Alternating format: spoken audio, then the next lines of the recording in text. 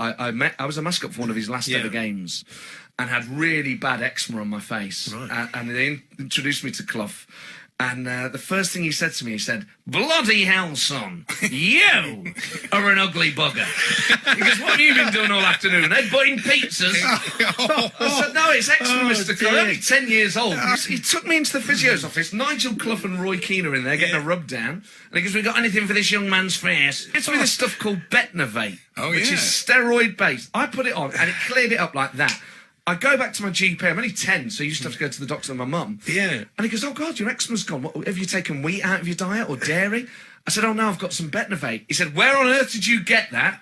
They tested it on horses. Don't use it on your face. It can cause skin cancer. Oh, no. I said, "But Brian Clough gave it me." And immediately he went, "You met Brian Clough?" And my mum was like, "It doesn't matter whether you met Brian Clough. Is his face going to stay on his skull?" I remember one of my first training sessions, United, and I remember the ball came to me and I went to play it on a volley or something and the ball slid off. It was a wet surface, obviously. And the ball hit me in the face, right? And I remember I had Ole Gunnar Solskjaer, the babyface assassin, Butterwater Mel. He went, "How much?"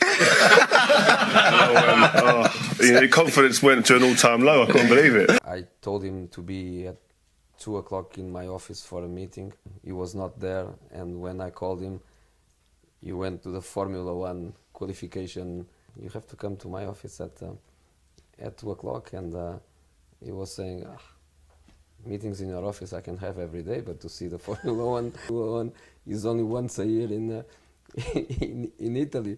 So this is a funny. In the moment, it's difficult to accept because we are speaking about top professional. So you didn't laugh at the time?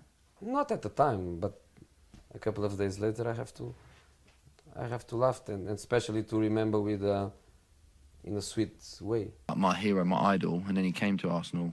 We took free kicks together, we trained together. He was unbelievable. It was just before he signed for PSG. He was just hitting him. You'd have seen him take free kicks, like unbelievable. The whip he got on. It was transfer deadline day. I've been told I could go on loan, and I woke up in the morning. My phone's ringing. I'm lying in bed with Mrs. "Who's that? Who's that?" Phone rings. Bex. Right. Wanted to take me to AC Milan. Never happened.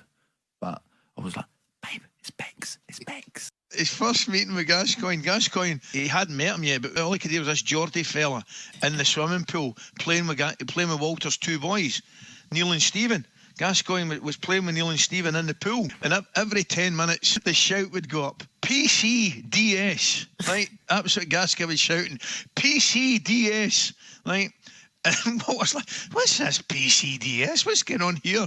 And then it took him about 2 weeks later to find out it was a shout to the barman, "Pina colada double strength," right?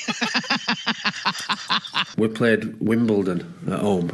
I remember this, and they were first team to come with Ghetto Blaster. Vinny's walked in with on his shoulder, like, you know what I mean. Stopped and he's gone, Illy, to Alan Hill. "Would you go and knock on their fucking dressing room door and ask them to turn that music down?" So Alan Hill goes down and he knocks on the door. And Vinnie Jones opened the door. He's captain of Wimbledon. And he stood there in a pair of slips, like growling at fucking Alan Hill. Like. And Alan Hill's gone, "Listen, Vinnie, would you mind turning the music down? Our gaffer don't like it." So Vinnie's gone, yeah, no problem. So turns it down. What happens? They turn it even fucking don't they? "Illy!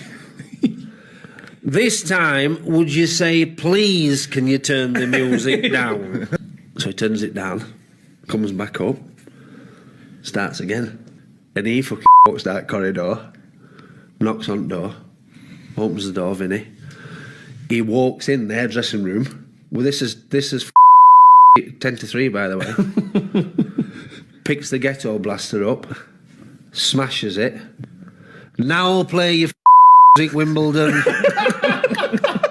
I remember sometimes when we do something bad or we lost, he kicked the chairs and he kicked the boots, he kicked everything, the waters, the drinks, and he's so red and you should pass the ball.